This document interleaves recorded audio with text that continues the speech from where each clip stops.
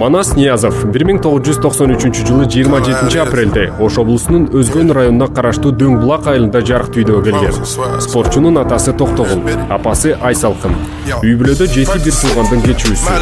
Болочоктогу спорт жылдызы кичинекей кезинен эле көк көргө кызыгып, ошондо эле алдыга чоң максаттарды койгон.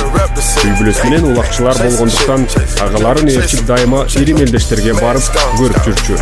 Ат үстүндө шамалдай ойноп, чаап баратып, улакты иле кетип, тайгазанга оодара таштаган улакчыларды жакындан көрүп, бул спортко болгон сүйүүсү абдан күч болгон. Манастын ушундай бир аябай жоопкерчиликтүү да. Например, футбол ойногондо аябай защитадагылар аябай жоопкерчилик болот го. Ошондой эле бул переживать этип ушундай эмес жалак болуп. Бул тайгазанга чапканда дагы ошондой жерде ойногондун өзү ответственный. Эми Кудайым берген экен мындай манастай жигитти бизге.